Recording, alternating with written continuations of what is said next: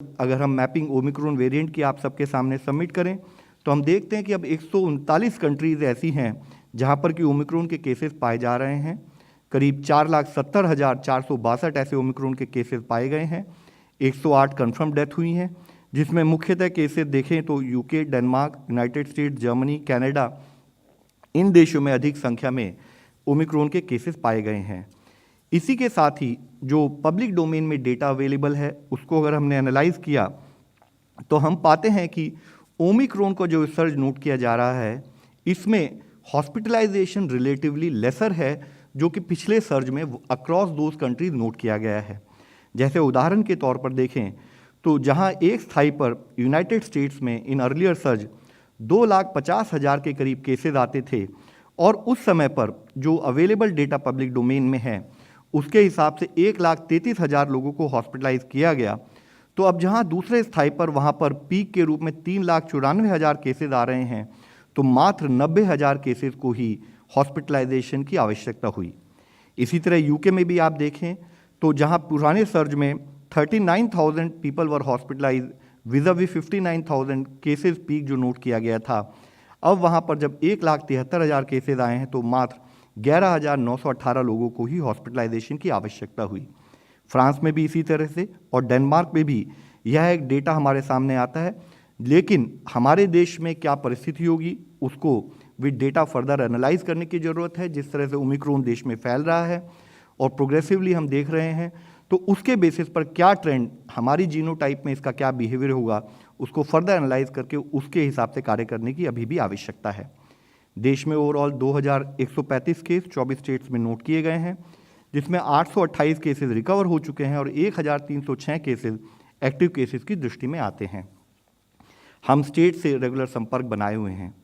इस समय जो ये सर्ज नोट किया जा रहा है इसमें हमारी ongoing strategy of test, track, treat, vaccination and COVID appropriate behaviour अभी भी प्रभावी है।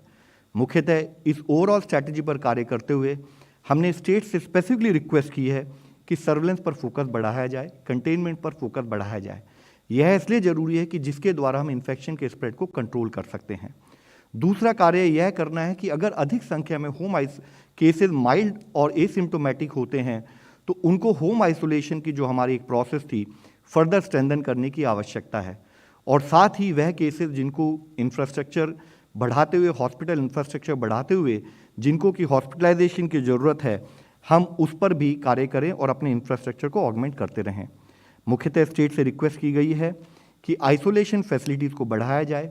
ज़रूरत हो सके तो हॉस्पिटल से लिंक करते हुए हॉस्टल्स या हॉस्पिटल्स को, होटल्स को लिंक किया जाए ताकि अधिक संख्या में अगर लोगों को एडमिशन की आवश्यकता हो तो जिला लेवल पर उसको मॉनिटर किया जा सके। हमने उनसे कहा है कि कोविड डेडिकेटेड हेल्थ इंफ्रास्ट्रक्चर को बढ़ाएं, ज़रूरत पड़े तो प्राइवेट सेक्टर का भी इसमें सहयोग लें। साथ ही आवश्यकता अनुसार मेकशिफ्ट हॉस्पिटल भी बनाए जाएं ताकि बेड अवेलेबिलिटी बढ़ सके। इसके साथ ही जैसे आप सबको अवगत है, इससे पहले भी इस मंच पर हमने बात की है कि रूरल और पीडियाट्रिक इंफ्रास्ट्रक्चर को भी फील्ड स्थाई पर बढ़ाने की आवश्यकता है। पिछले कुछ समय में हमने कोविड इमरजेंसी पैकेज के द्वारा 23,000 करोड़ रुपये सैंक्शन करते हुए स्टेट में इंफ्रास्ट्रक्चर अपग्रेडेशन का सपोर्ट दिया है।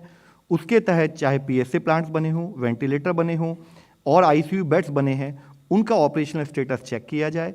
यह भी हमने स्टेट से रिक्वेस्ट की है। बफर स्टॉक ऑफ ड्रग्स को मेंटेन किया जाए।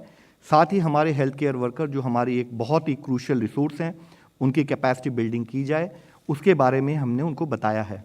यहाँ हम आप लोगों की दृष्टि में लाना चाहेंगे, जिस तरह से पिछली बार centre of excellence AIIMS Delhi के द्वारा हमने देश के हॉस्पिटल्स की ट्रेनिंग की थी ऑन कोविड मैनेजमेंट प्रोटोकॉल, आज वह कार्य शुरू हुआ है और उसकी एक series of webinars, series of training workshops देश में फिर से शुरू कर दी गई हैं। इसी के साथ ही कंटेनमेंट एक्टिविटीज़ पर कार्य करने की आवश्यकता है। जहां इन्फेक्शन का स्प्रेड ज़्यादा दिखाई दे वहां रेस्ट्रिक्शन लगाने की आवश्यकता के बारे में बताया गया है। सर्वेलेंस टीम्स के द्वारा कॉन्टैक्ट ट्रेसिंग और कंटेनमेंट पर कार्य हो। मुख्यतः क्योंकि काफ़ी केसेस अगर माइल्ड हैं तो कैसे पब्लिक में अवेयरनेस लाई जाए कि अगर वह केसेस पॉजिटिव होते हैं तो उनको होम आइसोलेशन में किस तरीके से रहना है, और साथ ही उनके सपोर्ट के लिए टेली कंसल्टेशन द्वारा हम उनको टेक्निकल गाइडेंस प्रोवाइड कर सकें। और इसके साथ ही चाहे डिस्ट्रिक्ट लेवल हो और बड़े ज़िले हों या अर्बन एरियाज़ हों तो वहाँ पर सब डिस्ट्रिक्ट लेवल या वार्ड लेवल पर कंट्रोल रूम बनाएं जिसकी एक पब्लिसिटी फील्ड पे की जाए, जिसके द्वारा पब्लिक जो कि होम आइसोलेशन में हो उनको रिक्वायर्ड टेक्निकल गाइडेंस दी जा चुके।